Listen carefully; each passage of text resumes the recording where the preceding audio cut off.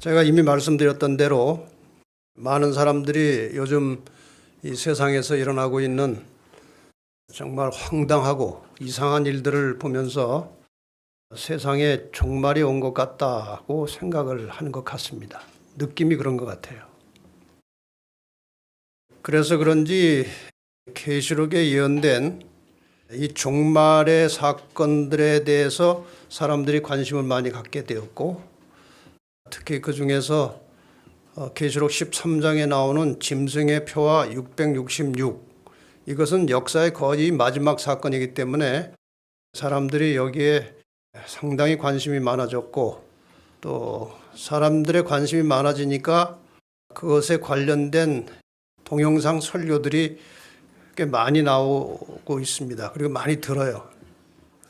그런데 잘 이해가 안 되고 혼란스러워하는 사람들이 많습니다.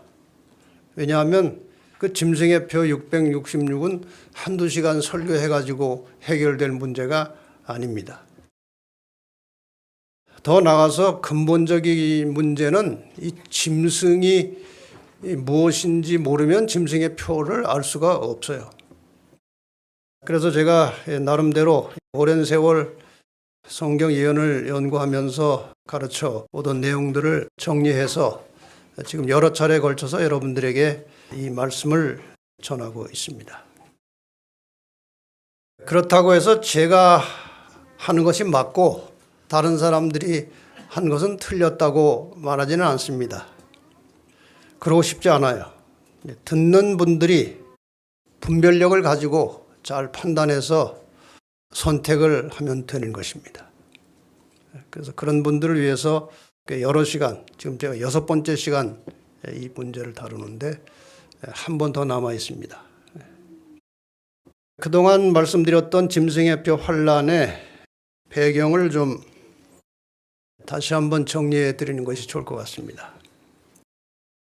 하나님께서 인류를 구원하시는 지구의 역사는 선악의 싸움이에요. 우리는 지금 전쟁터에서 살고 있어요. 그 다음에 이 선악의 싸움의 본질은 경배 논쟁이에요. 참신인 하나님을 섬길 것이냐, 거짓인 가짜신 사탄을 섬길 것이냐, 경배 싸움이에요. 그런데 하나님은 예수님, 창세기 3장 15절에 예언된 여자의 후손 예수님을 통해서 일하시고, 사탄은 어떤 인간 대리자를 통해서 일합니다. 그런데 우리가 성경 예언을 연구해 보면은 이 종말의 시대에 사탄의 대리자 역할을 하고 있는 존재는 교황권, 계시록 13장의 상징으로 예언된 짐승이라는 사실이 확실하게 드러나 있습니다. 많은 사람들이 여기에서 이제 실패합니다. 요 고개를 넘질 못해요. 계시록 13장에 예언된 그 첫째 짐승이 이 교황권이라는 사실을 무시하거나 무지하면 그 다음에는 해결이 안 되는 것입니다. 이것을 알아야 그 다음에 이제 짐승의 표 666이 다 해결되도록 그렇게 되어 있어요. 그래서 결국 마지막에 가면은 지구상의 모든 인류는 이 두 신 중에 하나의 신을 경배하게 될 것입니다. 예언에 의하면. 그 다음에 경배 대상을 선택하면 어느 날 경배할 것인지 그 날을 정해서 경배를 해야 합니다. 그래서 창조주 하나님을 경배하는 성도들은 창조의 기념일 안식일에 예배합니다. 반면에 이 교황권에 굴복하는 사람들은 로마 교회가 만들어 놓은 일요일에 예배할 것입니다. 이 두 예배일은 양편이 제시하는 하나님께서 말씀하신, 그리고 이 교황의 권세가 만들어 놓은 십계명 안에 명확하게 나타나 있어요. 여러분 여러 차례 보셨듯이 하나님의 십계명이 있고, 이 십계명을 조금 변경시켜 가지고 만들어 놓은 천주교의 십계명이 천주교 교리 문답책에 나옵니다. 하나님의 십계명에는 그 예배일 경배일을 안식일에 예배하도록 명시를 하셨고, 천주교에서는 주일을 지키라고 전혀 다른 말을 하고 있는 것입니다. 이 하나님의 십계명은 경배 논쟁의 원리로 보면 하나님을 경배하는 자가 지키는 법이고, 저 천주교의 십계명은 짐승을, 교황권을 숭배하는 자가 종말에 지키게 되는 법이에요. 그래서 마지막에 가서 이 하나님의 계명을 무시하고 이 천주교의 계명을 따르는 것은 짐승으로 표상된 교황권에게 속한 표시입니다. 그래서 이것을 짐승의 표시라고 말하는 거예요. 하나님의 십계명에 순종하는 것은 하나님의 백성이라는 증거입니다. 그리고 종말의 시대의 이 짐승의 세력은 하나님의 백성을 마침내 아주 격렬하게 극심하게 박해할 것입니다. 그것을 우리는 짐승의 표 환란이라고 하는 겁니다. 자, 이제 오늘은 6번째 시간에 짐승을 이긴 자들의 천국 생활이라고 하는 제목으로 말씀을 드리겠습니다. 지난번 마지막 시간에 이 짐승의 수를 이기고 굴복하지 않고 승리한 자들이 예수님의 재림을 통해서 구원받는 장면을 여러분이 함께 공부를 하셨습니다. 이제 이들이 재림을 통해서 천국에 간 이후에 어떻게 생활하고 그 이후에 세상이 어떻게 전개될 것이냐에 대하여 오늘 여러분이 그동안 제 설교를 통해서 많이 배우시고 들으셨지만 오늘 저녁에 총정리해서 다시 한번 말씀을 드리겠습니다. 계시록 14장 9절 10절에 보면은 이 셋째 천사의 기별이 나오는데 그 중에 이런 내용이 나옵니다.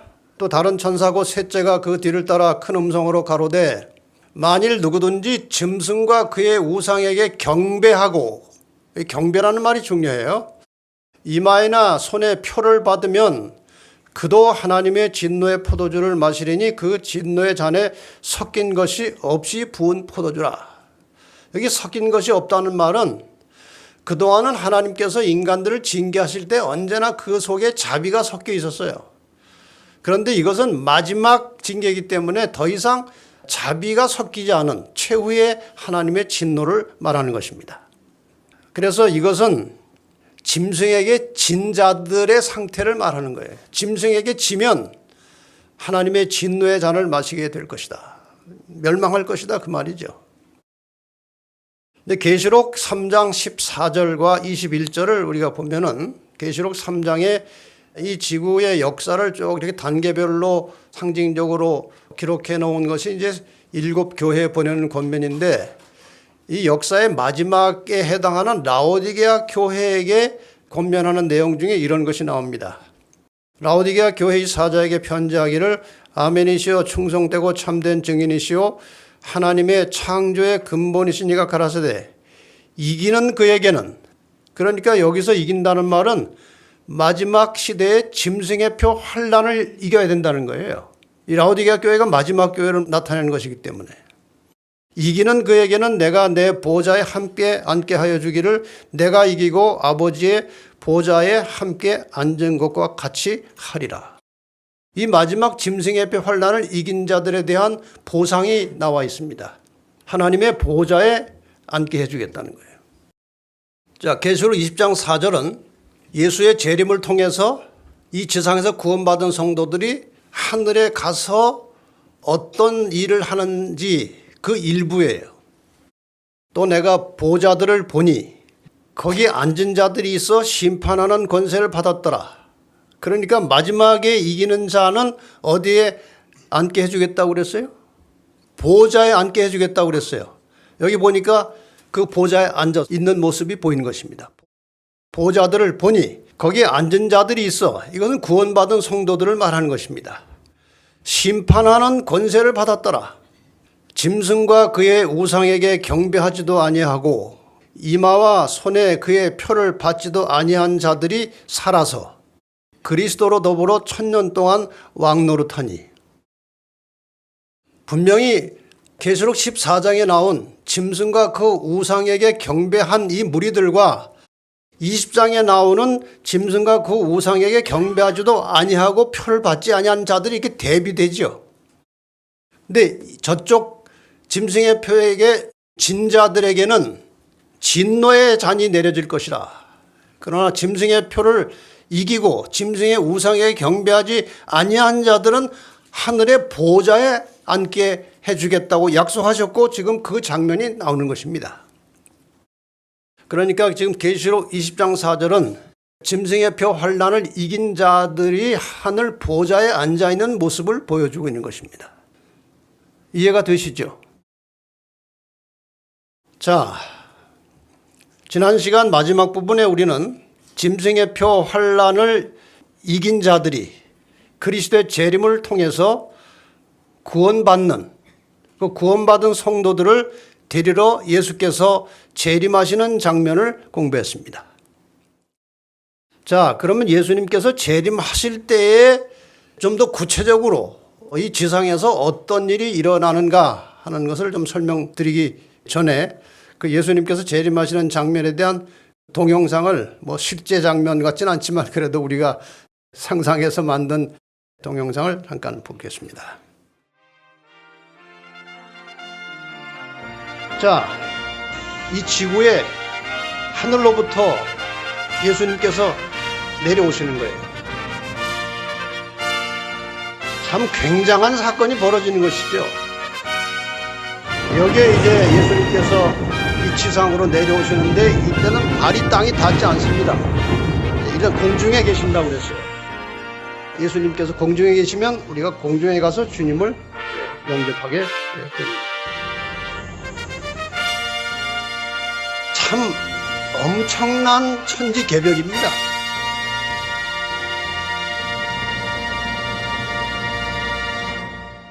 여러분이 잘하면 살아서 이 장면을 볼 수 있을 것 같습니다. 그렇게 되기를 바랍니다. 분명히 그분은 오실 것입니다. 자, 그분이 이제 오실 때 공중에 머물러 계시고 이 지상에서 일어날 일들을 잠깐 성경절을 통해서 살펴보겠습니다. 의인들이 부활하는 장면이 나오죠. 주께서 오령과 천사장의 소리와 하나님의 나팔로 신이 하늘로 솟아 강림하시리니 그리스도 안에서 죽은 자들이 먼저 일어나고, 이 일어나고라고 하는 말은 참 감동적이에요.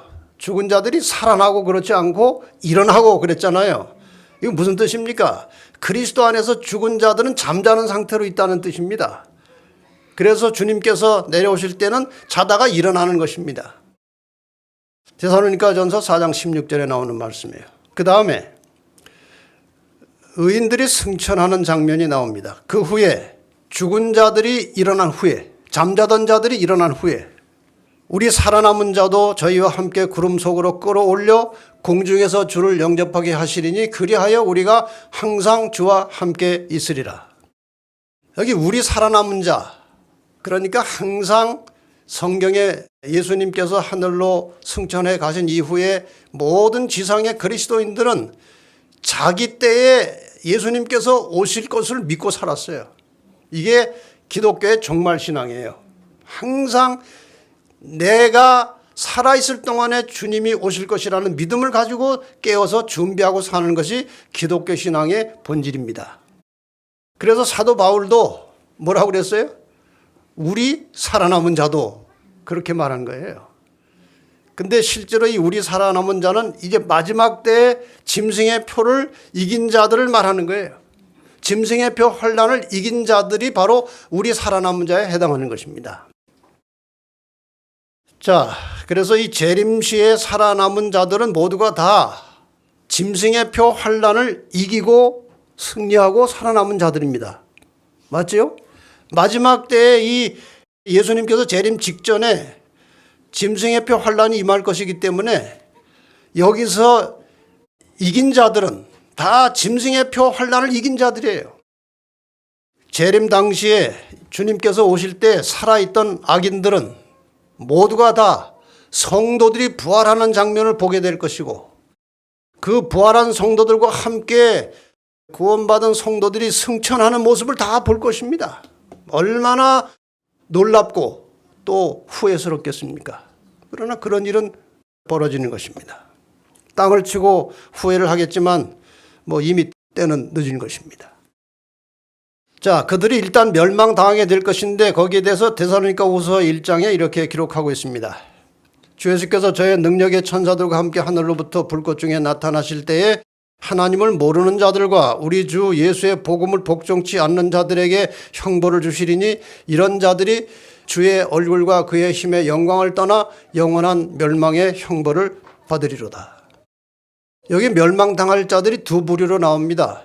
하나님을 모르는 자들, 무신론자들, 하나님을 무시하고 하나님 백성들을 아주 조롱하고 핍박하던 그런 자들 멸망당할 것이고, 복음을 복종치 않는 자들, 진리와 복음을 깨달았지만 순종하지 않는 사람들도 멸망당할 것을 말씀하고 있는 것입니다. 에레미야 25장 33절에 그 현대인 번역에 보면은 이 상태를 상당히 실감나게 기록하고 있습니다. 그날에 여호와에게 죽임을 당한 자들의 시체가 땅 이 끝에서 저 끝까지 질비하게 흩어져 있을 것이며 그들을 위해 슬퍼하거나 그들의 시체를 싸서 묻어주는 자가 없어 그 시체들이 땅바닥에 흩어져 있는 거름더미 같을 것이다. 이게 상당히 실감나지 않습니까? 온 지면에 시체가 덮여 있는 거예요. 그런데 그들을 위해서 슬퍼하는 자도 없고 그들의 시체를 싸서 묻어주는 자도 없다고 그랬어요. 왜 그렇습니까? 다 죽었으니까요.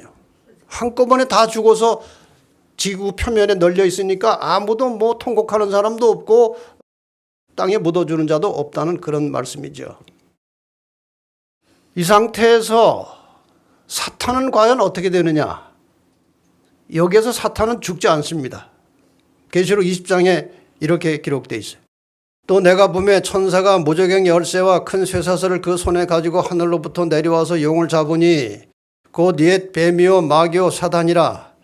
잡아 1000년 동안 결박하여 무저갱에 던져 잠그고 그 후에 임봉하여 1000년이 차도록 다시는 만국을 미혹하지 못하게 하였다가 그 후가 얼마 후에요?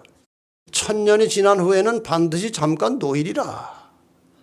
이 말씀을 여러분이 대개 다 이해를 하고 계신 줄로 압니다. 의인들은 다 하늘로 올라갔습니다. 악인들은 모두 다 죽었습니다.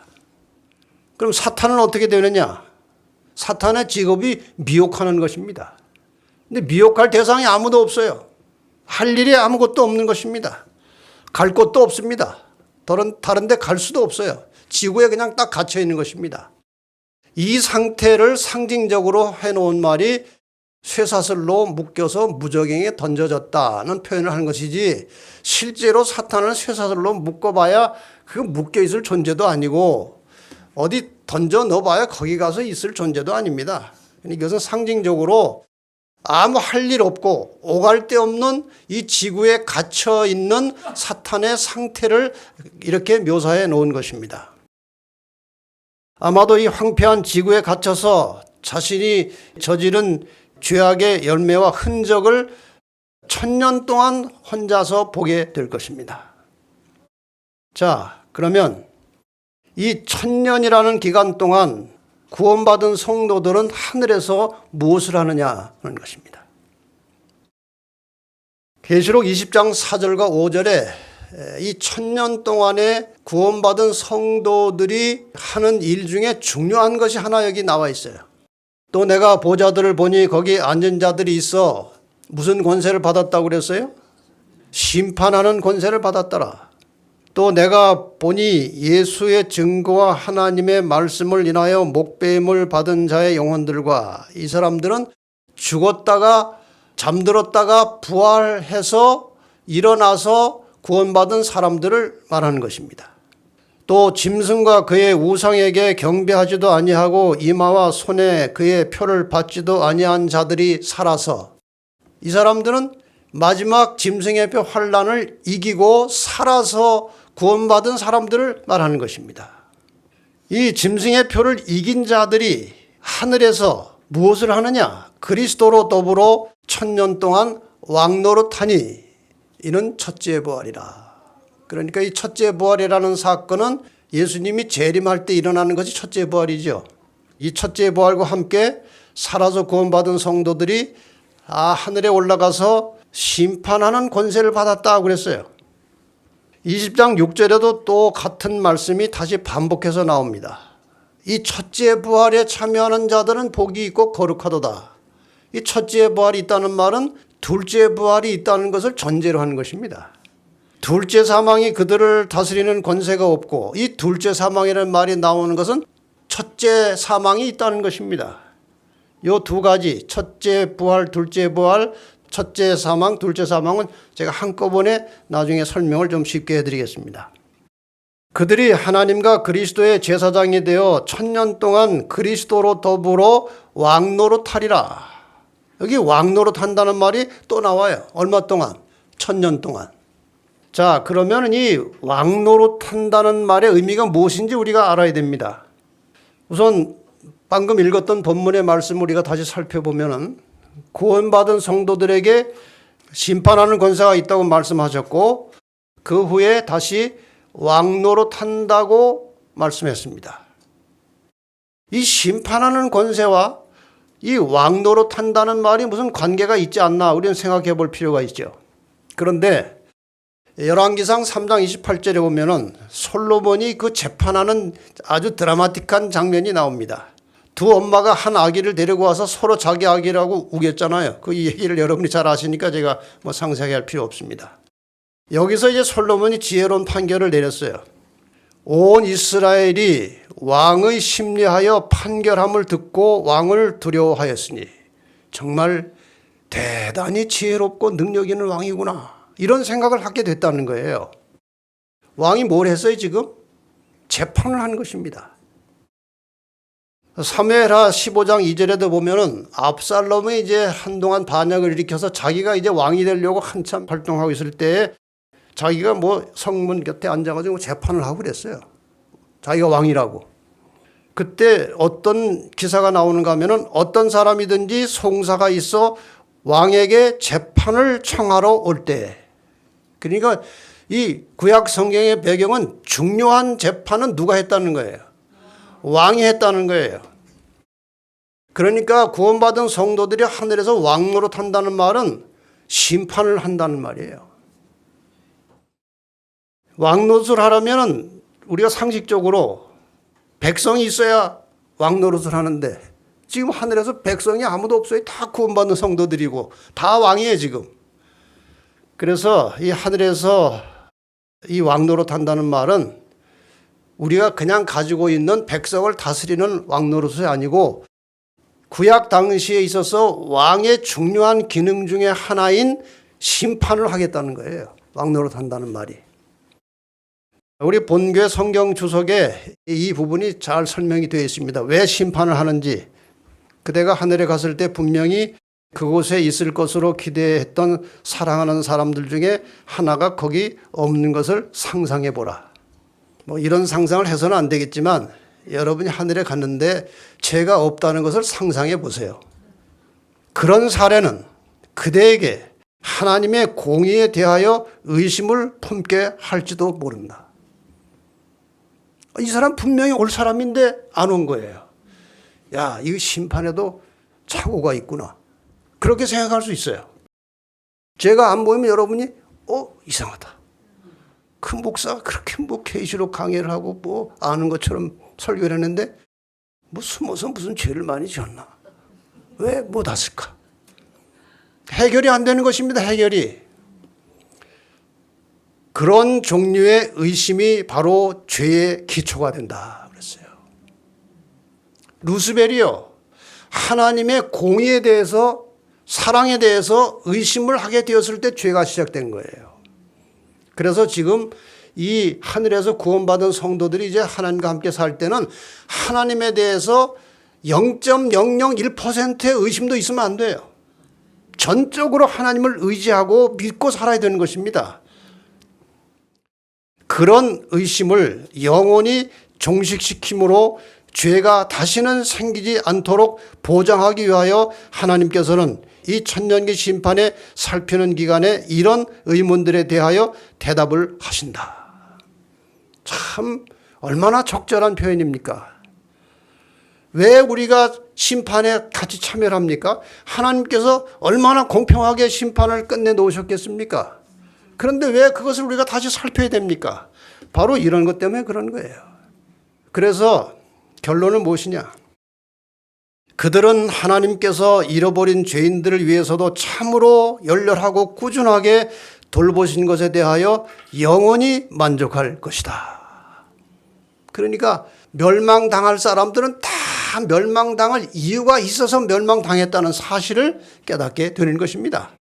그래서 그 이후로는 절대로 하나님을 추워도 의심하지 않고 정말 사랑이시고 공의로우신 분이라는 사실을 깨닫고 하나님을 섬기고 찬양하고 경배하게 될 것입니다. 자, 그러면 구원받은 성도들이 누구를 왜 심판하는지 이제 답이 나온 거 아니겠습니까? 죽은 악인들을 심판할 것이고 심판의 목적은 하나님의 사랑과 공의를 깊이 깨닫도록 하기 위한 것입니다. 그런데 이 심판에 대하여 오래전에 사도 바울이 고린도전서 6장 2절 3절에 이미 예언적 안목으로 사도 바울이 기록을 해놓았습니다. 성도가 세상을 판단할 것을 너희가 알지 못하느냐? 우리가 천사를 판단할 것을 너희가 알지 못하느냐? 참 기가 막힌 말씀이에요. 사도 바울이 이미 구원받은 성도들이 짐승의 표 환난을 이기고 하늘에 올라간 성도들이 이 세상에 죽은 모든 죄인들을 심판할 것을, 사탄까지도 심판할 것을 사도 바울이 예언적 안목으로 본 것입니다. 자, 근데 이 천년기 동안에 우리가 그저 심판만 하고 앉아있지는 않을 것 같습니다. 그렇지 않습니까? 아마 이 천년기 동안에 다른 우주 세계도 여행할 수 있을 것이고 그 기간 동안에 우리는 전혀 인간이 상상도 하지 못했던 아주 신비스러운 체험들을 하게 될 것입니다. 그 상태 자체가 인간의 차원이 아니기 때문에 우리는 다 상상할 수 없지만 하나님께서 정말 구원받은 성도들에게 큰 선물을 준비하고 그때 다 보여주실 것이 아니겠습니까? 그날을 우리가 기다리고 바라는 것입니다. 자, 이제 천년이 다 찼습니다. 천년기 후에는 어떤 일들이 일어날 것이냐 하는 거예요. 여기에 대해서 스가랴 14장 4절과 5절에 우리가 친숙하지 않은 성경절이지만 매우 중요한 말씀이 여기에 나와 있어요. 그날에 그의 발이 예루살렘 앞 곧 동편 감람산에 서실 것이요. 감람산은 그 한가운데가 동서로 갈라져 매우 큰 골짜기가 되어서 산 절반은 북으로 절반은 남으로 옮기고, 이것만 봐가지고는 무슨 말인지 확실히 이해가 잘 안 됩니다. 그런데 그 다음 말씀이 무엇인지 확실하게 우리에게 의미를 가르쳐주고 있습니다. 나의 하나님 여호와께서 임하실 것이요. 임한다는 말이 뭡니까? 내려오신다는 거예요. 그 내려오실 때에 모든 거룩한 자가 주와 함께 하리라. 이게 무슨 말입니까? 천년이 찼을 때 하늘의 모든 가족들이 하나님과 천사들과 구원받은 성도들, 하늘에 있던 모든 가족들이 이 지상으로 내려오는 장면이에요. 그러니까 우리가 예수님 재림 때 천국으로 올라가서 우리 아버지의 집이 어떤 집인지 한번 보게 되겠죠. 내 아버지 집에 거할 것이 많도다. 예수님께서 말씀하셨잖아요. 그 아버지의 집을 한번 보게 될 것이고 아버지를 만나게 될 것이고 천사들을 다 만나게 될 것입니다. 그런데 거기서 우리가 영원히 사는 게 아니에요. 천년이 되면 그 모든 하늘의 가족들이 이 지상으로 내려온다는 겁니다. 왜냐? 이 지구가 인간의 고향입니다. 구원이 완성된다는 것은 이 지상이 아담과 하와가 범죄하고 타락하기 전의 상태로 완전히 회복된 것을 구원이라고 말하는 거예요. 다 이제 이 땅으로 내려오는 것입니다. 그런데 한 가지 정말 굉장한 차이가 무엇인가 하면은 아담과 하와가 창조되었을 때 하나님은 하늘 집에 계셨고 아담과 하와는 지구에 살았어요. 그런데 지금 이 장면은요, 하나님과 그 모든 하늘의 존재들이 이 지구의 거처를 정하기 위해서 내려오는 것입니다. 이건 놀라운 변화예요. 하늘의 모든 사람들이 다 땅으로 내려온 겁니다. 자, 이렇게 해서 하늘의 모든 가족들이 지상으로 내려올 뿐만 아니라 계시록 21장 2절에 보면 어떤 말씀까지 있습니까? 또 내가 보매 거룩한 성 새 예루살렘이 하나님께로부터 하늘에서 내려오니 그 예비한 것이 신부가 남편을 위하여 단장한 것 같더라. 얼마나 아름답고 얼마나 보기에 좋은지 얼마나 찬란한지 사도 요한이 그냥 표현하기를 그냥 신부가 남편을 위해서 예비한 것처럼 그렇게 꾸몄다. 그러니까 최상으로 잘 꾸며진 그런 도시라 그 말이겠죠. 자, 이 예루살렘이 하늘의 가족들이 내려올 때 같이 내려오는 것인지 아니면 성도들이 내려온 다음에 그 예루살렘이 내려오는 것을 보는 것인지 그건 우리는 확실하게 잘 몰라요. 그러나 어쨌든 도착했을 때는 예루살렘도 있고 구원받은 성도들도 거기 다 있는 것입니다. 도착했을 때는. 자, 예루살렘 성이 내려오는 장면도 한번 우리가 동영상으로 지난번에 본 것이지만 다시 한번 봅시다. 하늘에서 예루살렘 성이 이제 이 지구로 내려오는 것입니다. 예수님께서 내가 너희를 위하여 처소를 예비하러 가노니 그 처소를 예비하면 오겠다. 근데 오실 때 처소는 안 왔어요. 그냥 우리 하늘에 갔는데 이 처소가 이때 내려오는 것입니다. 이렇게 해서 예루살렘 성이 내려왔어요. 자, 여기에 대해서도 하늘의 모든 가족들이 이 지상으로 내려오고 이 예루살렘 성이 내려오는 것에 대해서도 저희 교회 성경 주석에 상당히 이해하기 쉽게 합리적으로 설명을 해 놓았습니다. 그리스도께서는 두 가지 목적을 위하여 성도들과 새 예루살렘과 함께 이 땅으로 내려오신다. 그분은 두 가지 목적을 위해서 오신다고 그랬죠. 첫째, 천년기 심판의 결정을 집행하심으로 대쟁투를 끝내시고 천년기 동안의 악인들을 심판했습니다. 아마도 각 악인들에 대한 죄의 형량이 그들의 행한 대로 죄의 형량이 정해졌을 것입니다. 그것을 집행하러 오시는 것입니다. 첫째는. 둘째, 지구를 정결케 하고 새롭게 하심으로 당신의 영원한 나라를 그 위에 세우실 것이다. 그래서 예수님께서 세 번째 이 땅에 내려오실 때 예수님께서 이건 세 번째 오시는 거 아닙니까? 첫 번째는 2000년 전에 오셨고 재림하실 때 두 번째 오실 것이고 이거는 세 번째 내려오시는 거예요. 그리고 우리와 함께 영원히 사시는 것입니다. 이 세 번째 내려오실 때 목적이 두 가지라 이거예요. 악인들을 일으켜서 불로 심판하시는 것입니다. 그 다음에 깨끗하게 청소한 다음에 구원받은 성도들과 함께 이 죄가 없어진 깨끗한 지구상에 함께 영원히 사시는 것이 세 번째 오시는 목적이라 그것입니다.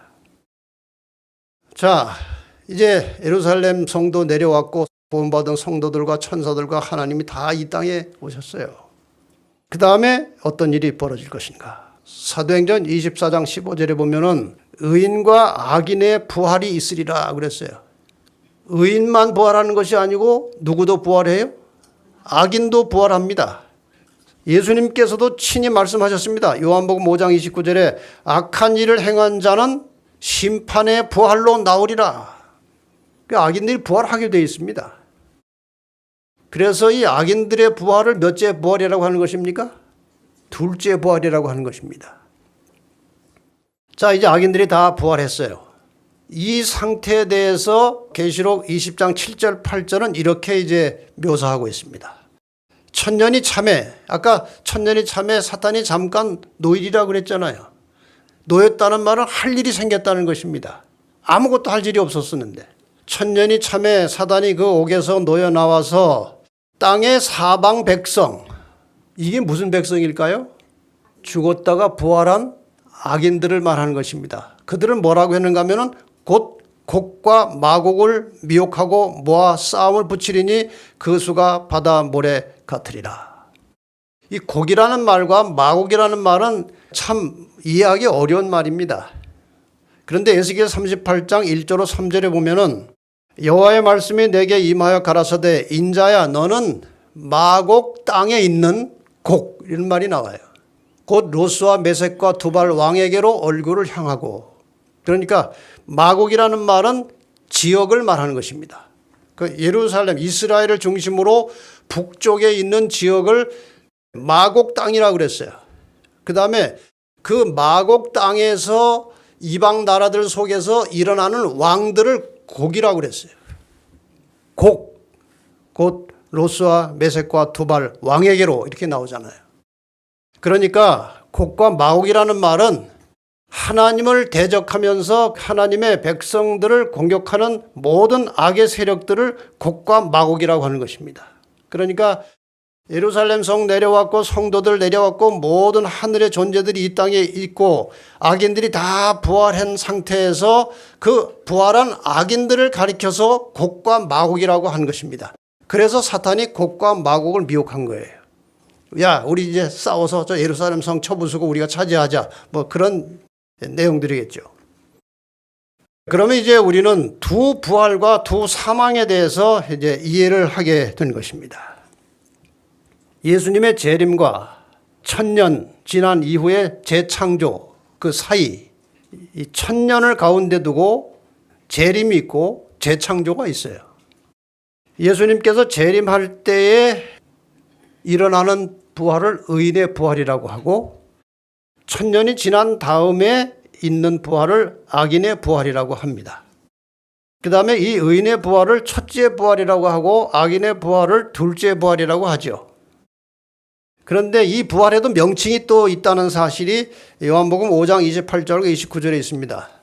이를 기이 여기지 말라. 무덤 속에 있는 자가 다 그의 음성을 들을 때가 오나니 선한 일을 행한 자는 생명의 부활로 악한 일을 행한 자는 심판의 부활로 나오리라. 그러니까 첫째 부활은 사도행전 24장 15절에 의인과 악인의 부활이라는 말도 이제 언급됐다는 것 아까 성경절 보셨죠. 첫째 부활은 생명의 부활이고 둘째 부활은 심판의 부활입니다. 첫째 부활은 영원한 생명을 얻기 위해서 부활한 것이고 둘째 부활은 이제 불로 멸망시키는 이 집행 심판을 위해서 일어난 거예요. 이게 다른 것입니다. 자, 그러면은 첫째 사망과 둘째 사망은 무엇이냐? 첫째 사망은 예수님 재림 전에 있었던 모든 의인과 악인의 죽음 전체를 가리켜서 첫째 사망이라고 하는 겁니다. 둘째 사망은 무엇이냐? 부활한 악인들이 다시 죽는 겁니다. 그래서 이 둘째 사망이에요. 이 둘째 사망은 영원한 사망이에요. 이게 결정적인 것입니다. 그래서 예수 그리스도의 보혈과 예수 그리스도의 믿음과 하나님의 은혜를 통해서 구원받은 성도들은 절대로 둘째 사망에 들어가지 않습니다. 이게 아주 중요한 것입니다.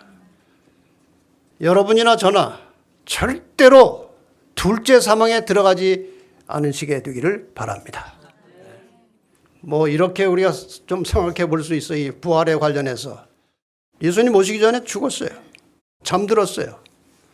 근데 일어나 보니까 예루살렘이 보여요. 이건 몇째 부활이에요? 둘째 부활이에요. 둘째 부활한 사람들은 둘째 사망을 받습니다.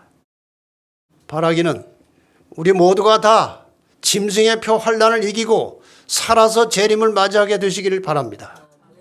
혹시 주님 오시기 전에 잠들었다 할지라도 일어나면 공중에 계신 예수님을 보게 되는 그런 첫째 부활에 참여하시기를 바랍니다.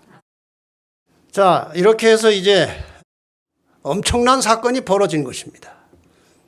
드디어 사탄이 곡과 마곡 모든 악의 세력들을 이제 충동하고 미혹해서 저 예루살렘 성과 성도들을 쳐부수자. 저희가 지면에 널리 퍼져 성도들의 진과 사랑하시는 성을 두루매 포위한 것입니다. 공격하려고. 이 순간에 엄청난 사건이 하나 벌어진다고 되어 있어요. 그리스도의 대관식이 여기에서 벌어지는 것입니다. 각시대 대쟁투에 여기 상당히 상세하게 묘사를 해놨습니다. 이제 그리스도께서는 원수들 앞에 다시 나타나신다. 그 성보다 훨씬 높은 곳 찬란한 황금 기초 위에 높이 들린 보좌가 있다. 그 예루살렘 중앙에 아주 높이 보좌가 하나 만들어진 것입니다.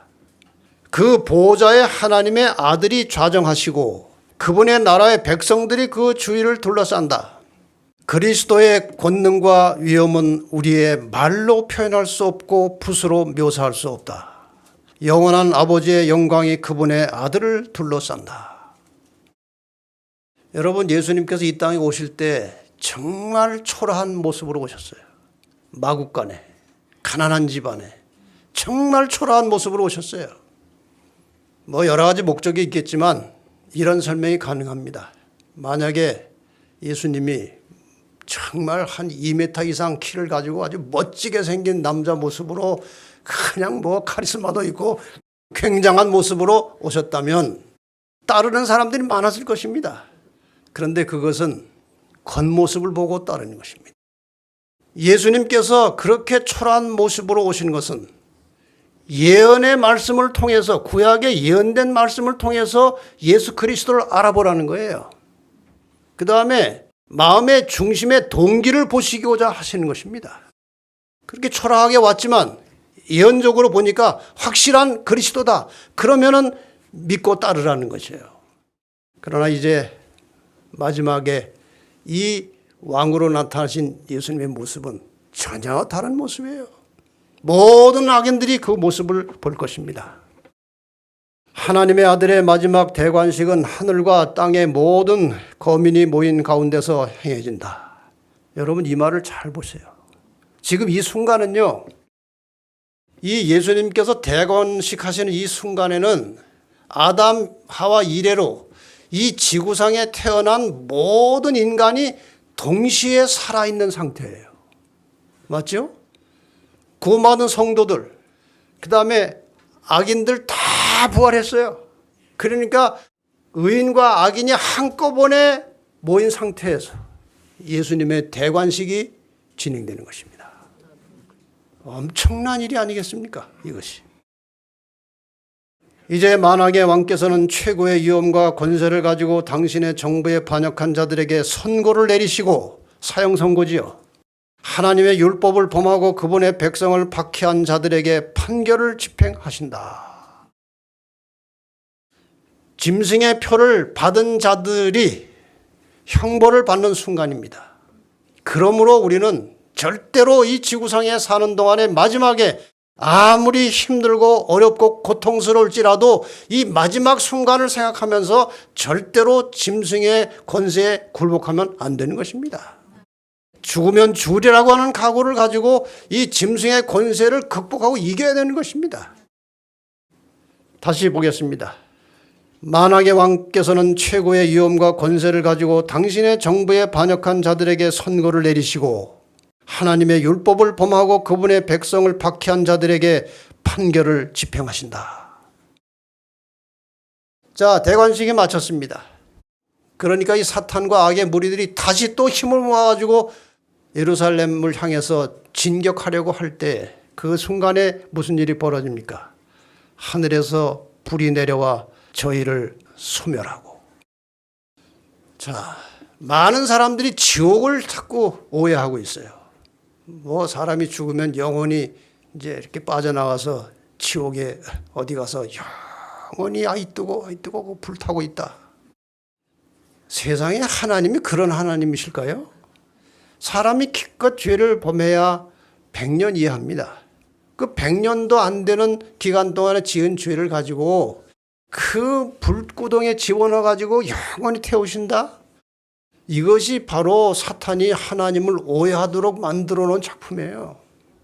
성경이 말하는 악인이 불타는 지옥은 바로 여기입니다. 이건 문자적으로 정확한 것이거든요. 이 상태에서 불이 내려와서 예루살렘을 공격하려고 하는, 성도들을 공격하려고 하는 그 악의 세력들을 불로 소멸하는 장면이에요. 그런데 만약에 이 불이 말이에요, 영원한 불이라고 생각하시면요, 구원받은 성도들은 성벽에 올라가서 영원히 불구경만 하는 것입니다. 거기 자기 가족들 타는 거 다 보는 거예요. 이게 어떻게 천국입니까? 여기는 분명히 소멸한다고 돼 있어요. 불타서 멸망시키는 장소예요. 이렇게 해서 모든 악인들이 여기에서 불로 소멸되는 것입니다. 노아 때는 하나님께서 물로 멸망시켰지만 하나님께서 다시는 물로 멸망시키지 않으시겠다고 약속하셨고, 이 마지막에 악인들의 멸망은 불로 이루어지는 것입니다. 계시록 20장 13절 14절에 보면은 이렇게 말씀합니다. 각 사람이 자기의 행위대로 심판을 받고 사망과 음부도 불못에 던지우니 이것은 둘째 사망 곧 불못이라. 그래서 둘째 사망에 의해서 모든 죄와 죄의 흔적과 죄의 결과와 죄인들이 완전히 불에 타서 없어지는 것입니다. 여기 대쟁투의 이 상황을 이렇게 묘사해 놨습니다. 땅의 표면은 마치 용해된 하나의 덩어리 곧 하나의 거대한 끓는 큰 불못처럼 된다. 이때는 경건치 않은 자들의 형벌과 멸망의 때이다. 이것은 여호와의 보수할 날이요 시온의 송사를 위하여 신원하실 해이다. 여러분 이 상태를 잠깐 상상해 보세요. 예루살렘, 거룩한 성 새 예루살렘과 구원받은 하나님의 거룩한 백성들이 남아있고 모든 죄와 죄의 흔적과 죄의 주인공은 완전히 소멸됐습니다. 의만 남아있는 상태예요. 이런 상태에서 하나님께서 이 세상을 죄가 완전히 사라진 상태에서 하나님께서는 이 땅에 새로운 세상을 불러내십니다. 또 내가 새 하늘과 새 땅을 보니 처음 하늘과 처음 땅이 없어졌고 바다도 다시 있지 않더라. 여기 처음 땅과 처음 하늘, 이것은 창세기에 나올 때 천지 창조 때 만들어진 그 하늘 땅입니다. 지금 우리가 누리고 있는 이 세상이에요. 이거 다 없어지고 완전히 새로운 세상으로 하나님께서 재창조하신다는 것입니다. 그리고 말씀하십니다. 21장 5절에 보좌에 앉으신 이가 가라사대 보라 내가 만물을 새롭게 하노라. 온 세상 모든 물질 세계 모든 인간 세계를 완전히 새롭게 하시는 것입니다. 또 가라사대 이 말은 신실하고 참되니 기록하라. 반드시 이렇게 될 것이다. 이렇게 선언을 하셨습니다. 자, 이제 마지막으로 좀 결론을 좀 내리고 끝내겠습니다.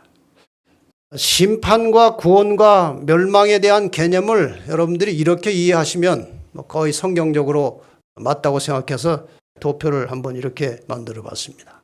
심판의 두 국면과 구원의 완성이라는 제목으로 이런 도표를 한번 그려봤습니다. 예수 그리스도의 재림, 이 재림 전에 심판이 있습니다. 그래서 우리가 재림 전 심판이라고 하고 재림 이후에도 천년기 동안에 천년기 심판이 있습니다. 그리고 재림을 기준으로 양쪽으로 심판이 있어요. 재림 전 심판은 우리가 2300주야를 연결해보면 1844년에 하늘 지성소에서 이제 시작이 된 것으로 명확하게 나타납니다. 많은 사람들이 이것을 뭐 이렇게 저렇게 해석해서 맞지 않다고 하지만 모든 것이 다 역사적으로 성경적으로 근거가 다 있는 것입니다. 이 재림 전 심판은 어떤 심판인가 하면은 좀 쉽게 설명하면은 하나님을 믿는 자들을 옹호하는 조사 심판이에요. 설명을 좀 더 드리겠습니다. 우선 하나님을 믿기는 믿지만 쭉정이 가라지가 있어요. 그래서 하나님 믿는 자들 중에 누굴 가려내야 돼요? 쭉정이는 가려내야 돼요. 여기에 이제 예수님께서 물고기 비유를 하셨잖아요. 어부가 바다에 가서 이제 망을 치고 물고기를 하나 가득 잡아왔어요. 근데 보니까 쓸만한 것이 있고 못 쓸 것이 있어요. 그래 좋은 것은 그릇에 담고 못된 것은 버리느니라. 세상 끝날에도 이와 같을 것이라고 말씀하셨어요. 이게 무슨 뜻입니까? 지금 바다에 많은 고기들이 있는데 그 그물에 걸려 들어온 고기들은 비유로 하자면은 하나님 믿는 사람들이에요. 근데 믿는다고는 하는데 보니까 가짜들이 있어요. 그건 버렸어요. 좋은 것은 담았어요. 마태복음 7장 21절에 나더러 주여 주여 하는 자마다 천국에 다 들어갈 것이 아니오. 주여 주여 한다고 되는 게 아닙니다. 그래서 가라지는 나가야 돼요. 마태복음 7장 23절에 불법을 행하는 자들아 내게서 떠나가라. 나를 믿긴 믿지만 내 법대로 안 믿고 너희들 마음대로 믿었잖아. 너희들은 떠나가라는 거예요. 이렇게 해서 재림 전에 알곡에 대해서 예수님께서 사탄과 변호하는 사건이 있는 것입니다. 왜? 이 죄악 세상에서 의인들을 데려가려고 하니까 사탄이 뭐라고 그래요? 내 건데 왜 데리고 가냐 이거예요. 그 죄인인데 왜 데리고 가냐 이거예요. 예수님께서 물론 죄인이야. 그런데 이 죄인이 다 죄를 회개했고 내가 그 죄를 대신해서 십자가에 죽었어.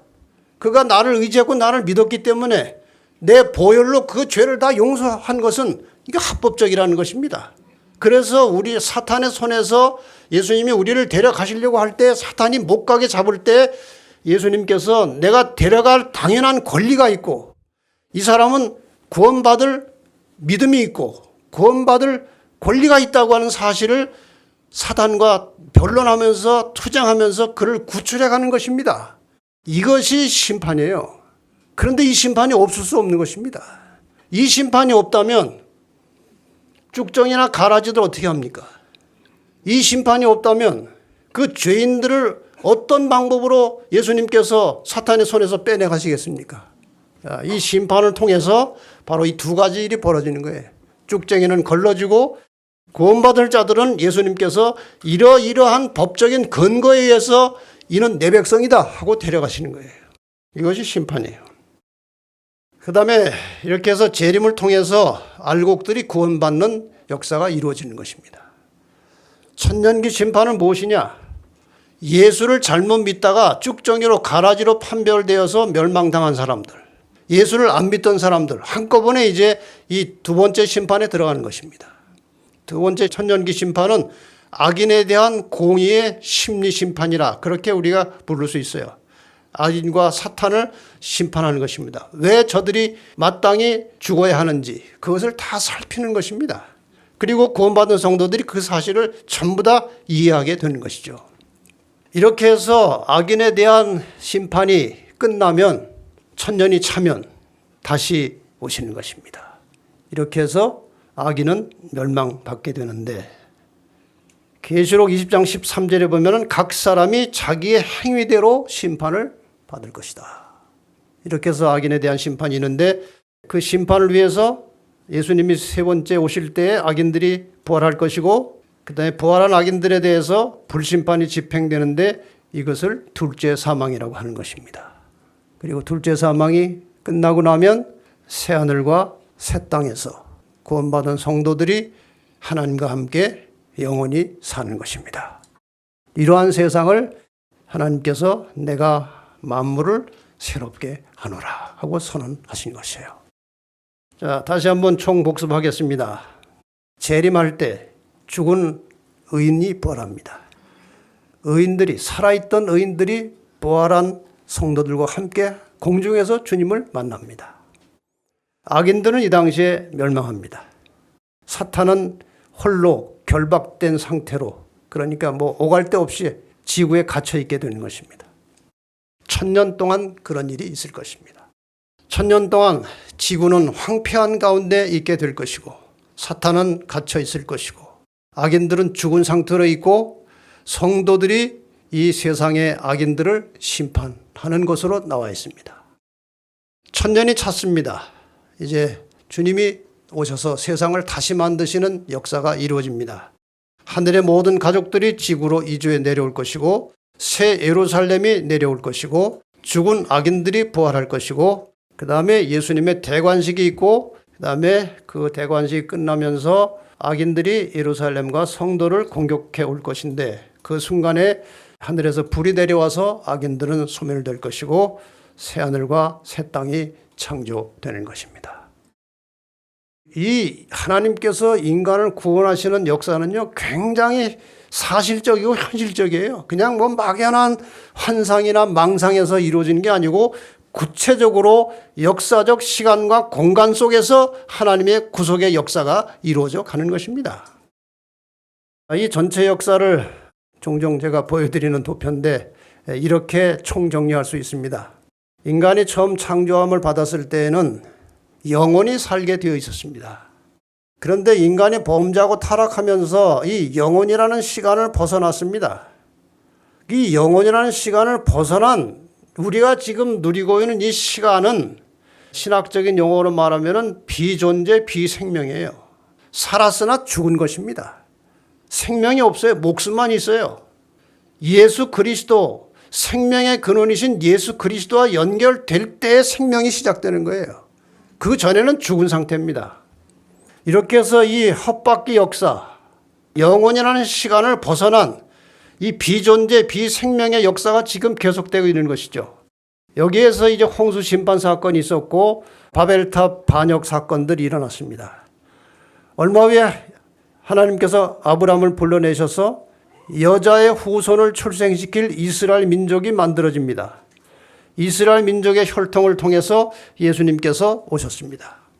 그리고 예수님께서 오신 이후에 이 땅에 이제 교회가 탄생했는데 그것을 우리가 초기교회라고 합니다. 그리고 교회가 얼마의 세월이 지난 다음에 이제 세속화됩니다.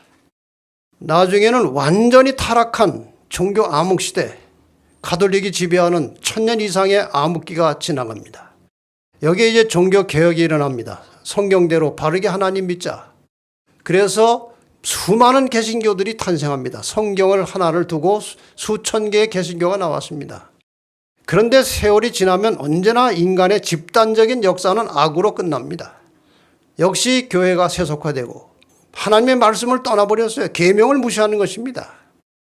그래서 하나님께서 마지막 때 다시 계명에 충실한 남은 자손을 일으키고 이것은 역사의 끝입니다. 이 계명을 지키는 자들, 이 남은 자손들을 공격하기 위해서 교황의 권세가 다시 살아나서 계명을 지키지 못하게 하고 짐승의 표를 받도록 강요하는 것입니다. 여기에서 이긴 자들, 짐승의 표를 극복하고 이긴 자들을 데리러 예수님께서 재림하십니다. 재림 후에 1000년의 기간이 지나고 지구는 다시 재창조됨으로써 새 역사가 시작되는 것입니다. 이것이 우리가 발 딛고 살아가는 지구의 전체적인 역사예요. 이 모든 역사의 결론은 한마디로 하면 회복입니다. 원 상태로 돌아간 거예요. 아담과 하와가 타락하기 전에 그 상태로 돌아간 것입니다. 그것을 회복이라고 합니다. 그래서 이 하나님의 사랑과 은혜로 회복된 구원받은 성도들이 이 새롭게 회복된 땅에서 하나님과 함께 영원히 사는 것이 하나님의 소원입니다. 회복의 기간이 그렇게 오래 걸린 것은 사탄의 실체와 하나님의 사랑과 공의가 온 우주에 명백히 드러나야 하기 때문에 하나님께서 그 긴 세월을 참으시고 기다려 오신 것입니다. 이제 드디어 하나님과 그분이 그토록 사랑하시는 사람들이 함께 영원히 살게 될 것입니다. 그때 하나님의 보좌에서 이 음성이 흘러나올 것입니다. 이 성경절을 좀 읽고 마치겠습니다. 내가 들으니 보좌에서 큰 음성이 나서 가로되 보라 하나님의 장막이 사람들과 함께 있음에 하나님이 저희와 함께 거하시리니 저희는 하나님의 백성이 되고 하나님은 친히 저희와 함께 계셔서 모든 눈물을 그 눈에서 씻기심에 다시 사망이 없고 애통하는 것이나 곡하는 것이나 아픈 것이 다시 있지 아니하리니 처음 것들이 다 지나갔음이로라. 여러분, 이 음성을 들을 때 우리의 마음이 어떨까요? 정말 벅찬 감격의 시간이 될 것입니다. 이제 각시대 대쟁투는 끝났습니다. 각시대 대쟁투 맨 마지막에 나오는 말씀 읽고 마치겠습니다. 대쟁투는 끝났다. 죄와 죄인들은 없어졌다. 온 우주는 깨끗해졌다. 오직 조화와 기쁨의 맥박만이 온 우주의 만물을 통하여 고동한다. 생명과 빛과 환희가 만물을 창조하신 분에게서 끝없이 넓은 우주로 퍼져 나간다. 가장 작은 원자로부터 가장 큰 세계에 이르기까지 만물은 생물계와 무생물계를 막론하고 조금 더 흠이 없는 아름다움과 완전한 기쁨으로 하나님은 사랑이시라고 선포한다. 이렇게 해서 하나님의 구원의 역사는 끝나고 우리는 그토록 우리를 사랑하시는 하나님과 함께 영원히 살게 될 것입니다. 여기에 우리 모두가 다 동참하게 되시기를 바라면서 오늘 말씀을 마치겠습니다.